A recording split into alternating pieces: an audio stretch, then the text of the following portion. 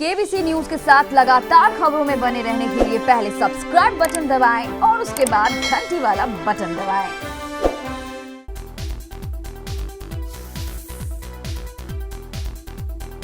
आइए जानते हैं आज की कुछ अंतर्राष्ट्रीय खबरों को।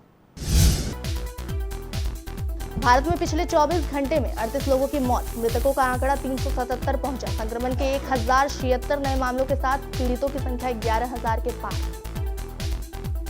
कौन है वो शख्स जिसने बांद्रा स्टेशन पर जुटे मजदूरों को किया गुमराह?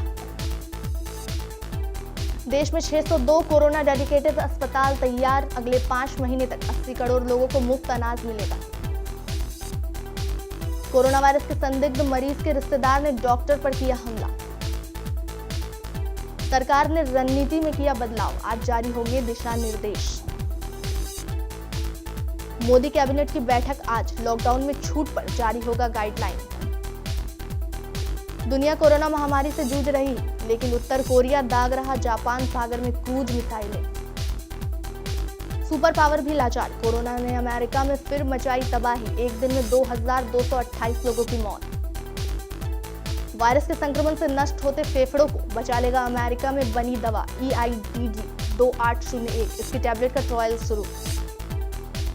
देश में 5 राज्यों के चमगादड़ों में मिला कोरोना वायरस, भारतीय वैज्ञानिकों ने किया खुलासा। 20 अप्रैल से खरीदे जा सकेंगे सरकारी sovereign gold bond. Corona virus पर बनी फिल्म के साथ आई सांसद एक्ट्रेस नुसरत जहां और मिमी चक्रवर्ती इंटरनेट पर रिलीज। भारत में कोरोना वायरस से मौतों का सिलसिला लगातार बढ़ता जा रहा है। देश में पिछले 24 घंटे में संक्रमण से 38 लोगों की जान गई है। स्वास्थ्य मंत्रालय ने अपनी डेली बुलेटिन में यह जानकारी दी। इसी के साथ देश में अब तक कोरोना से कुल 377 लोग जान गंवा चुके हैं। इसके अलावा पिछले एक दिन में 1076 लोगों की टेस्ट रिपोर्ट पॉजिटिव आई है, यानी संक्रमितों की संख्या अब 11,439 पहुंच गई है। एक राहत देने वाली बात यह है कि अब तक 1,306 पीड़ित ठीक होकर घर भेजे जा चुके हैं।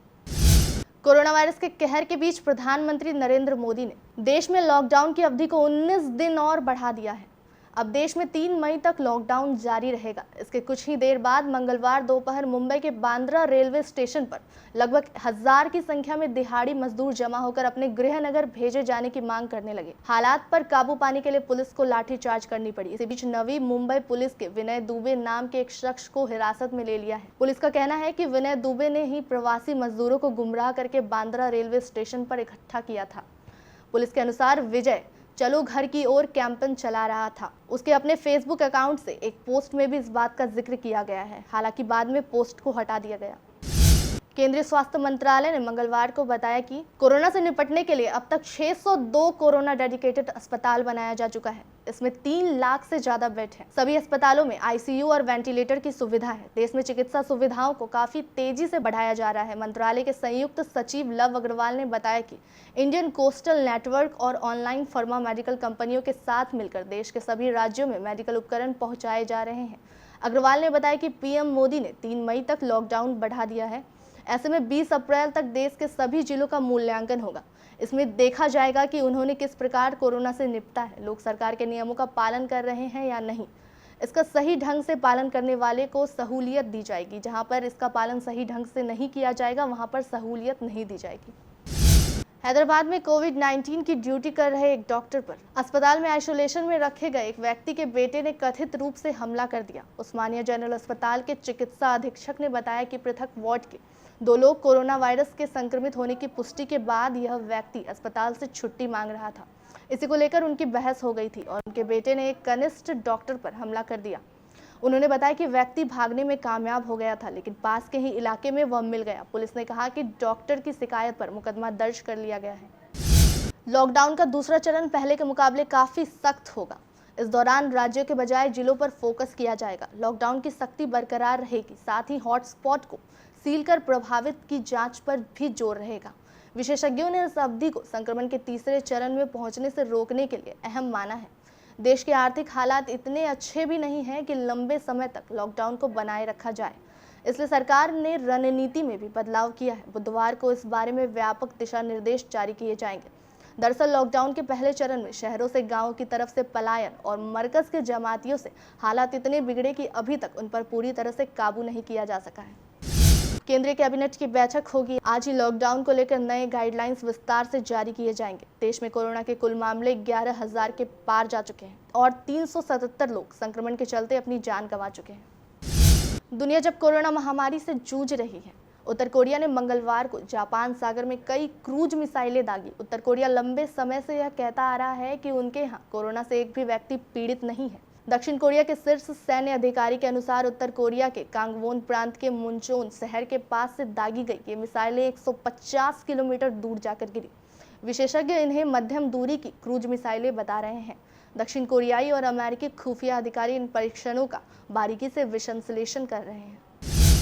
चीन से फैले इस खतरनाक कोरोना वायरस ने पूरी दुनिया में हाहाकार मचा दिया है। अमेरिका में कोरोना से मरने वालों की संख्या में लगातार इजाफा देखा जा रहा है और एक दिन में कोरोना वायरस से संक्रमित 2,200 से अधिक लोगों की मौत हुई है।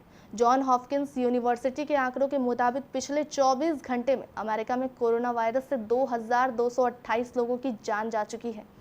पिछले 2 दिन में कोरोना वायरस से मरने वालों की संख्या में कमी देखने को मिली थी, मगर आज यह आंकड़ा बढ़ गया है। अमेरिका में कोरोना वायरस से हर दिन मौत का एक रिकॉर्ड बढ़ता ही जा रहा है। यह पिछले 10 अप्रैल के 2,108 लोगों के रिकॉर्ड की मौत से काफी ज्यादा है। अमेरिकी वैज्ञानिकों ने कोरोना से लड़ने के लिए एक नई दवा EIDD-2801 तैयार की है। रिसर्च के दौरान इसका प्रयोग कोरोना वायरस से संक्रमित चूहों और इंसानी फेफड़ों पर सफल रहा है। यह एक एंटीवायरल ड्रग है जो फेफड़ों के डैमेज को कंट्रोल करती है। अमेरिका के फूड एंड ड्रग एडमिनिस्ट्रेशन ने इस दवा को इंसानों पर ट्रायल करने की अनुमति दे दी है।